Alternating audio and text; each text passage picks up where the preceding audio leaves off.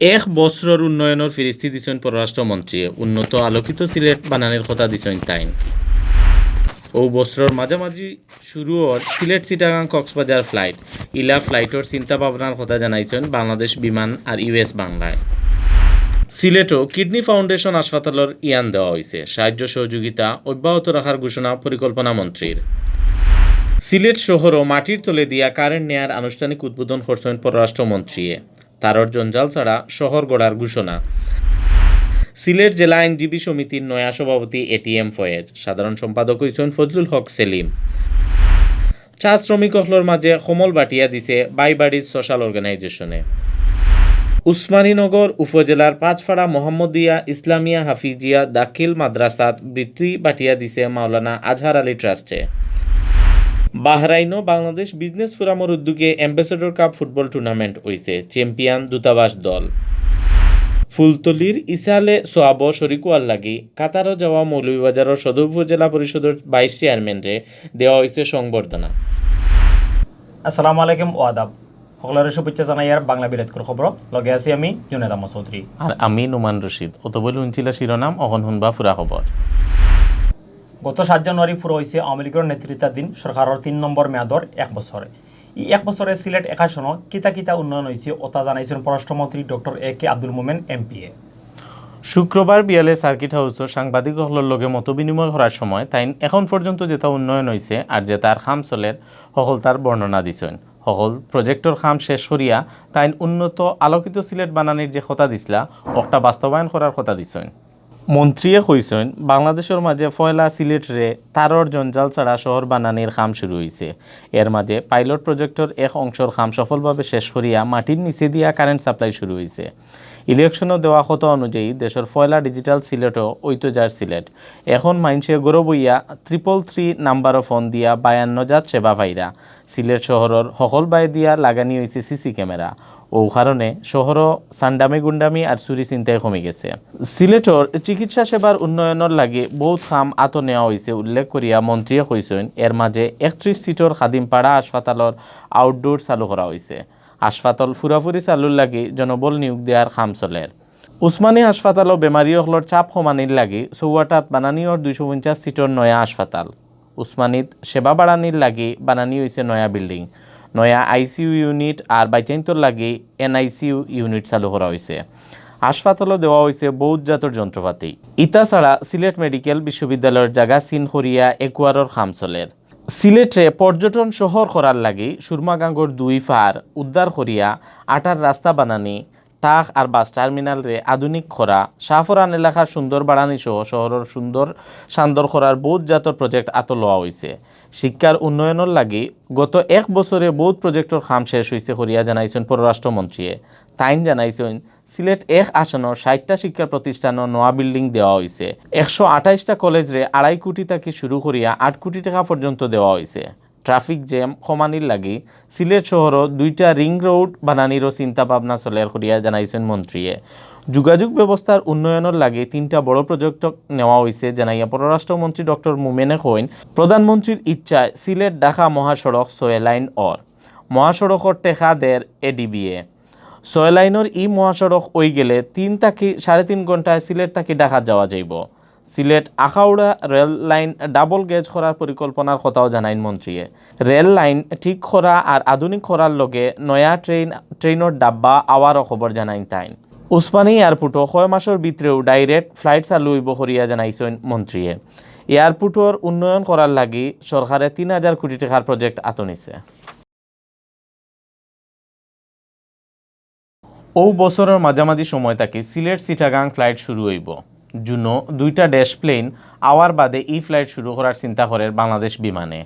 ইবাইদি বেসরকারি বিমান US বাংলায়ও ও বছর জুলাই থেকে সিলেট চিটাগাং আর সিলেট কক্সবাজার ফ্লাইট চালু করে।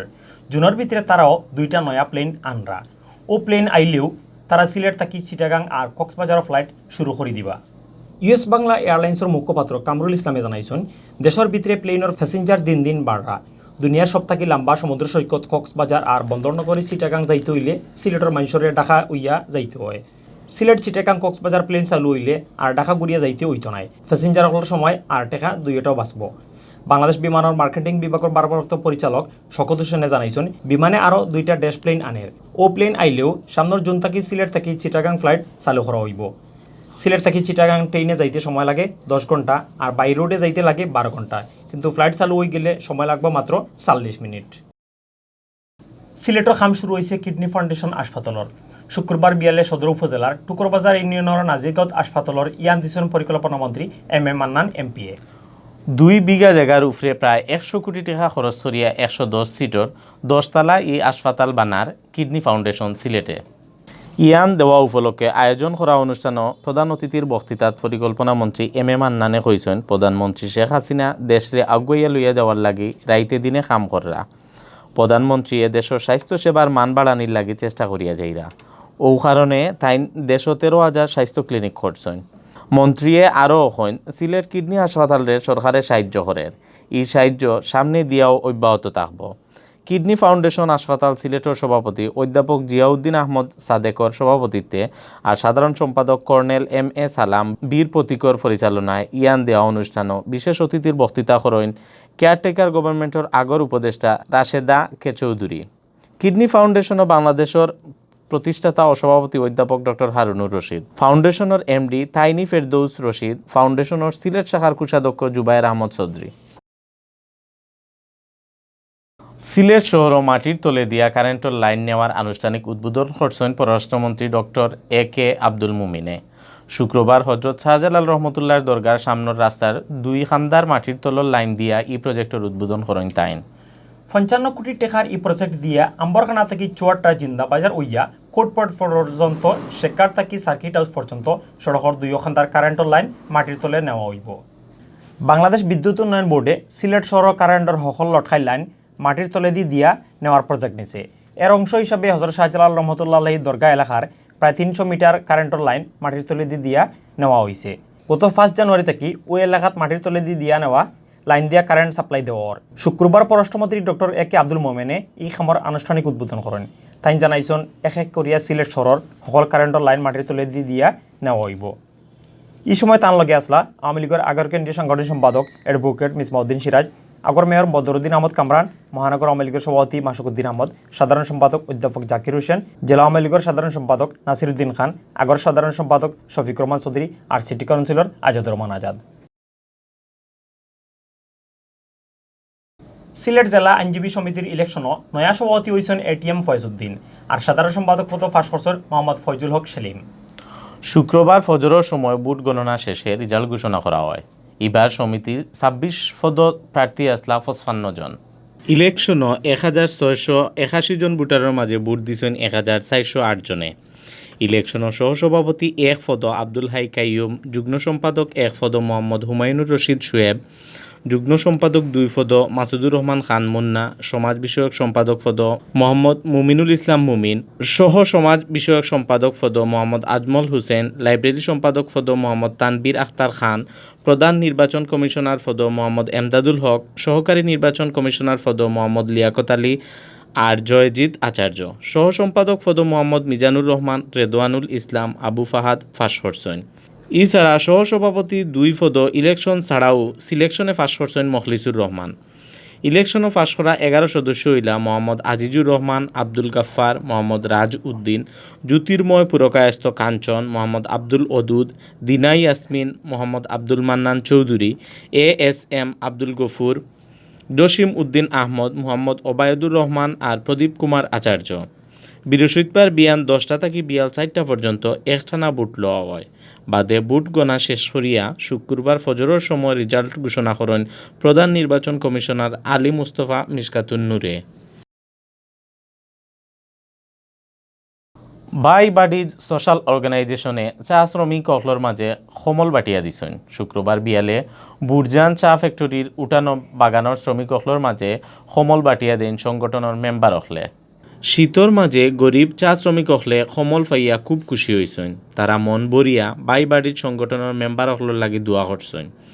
সমল বাটিয়া দেওয়া অনুষ্ঠানে অতিথি আসলা সিলেট জেলা প্রেস ক্লাবের সাধারণ সম্পাদক শাহ দিদার আলম নোবেল, বুরজান টি এস্টেটের manager Mohammad Kamruzzaman, senior assistant manager Achintya Amit, সমাজসেবী মুক্তাদির হোসেন তাফাদার।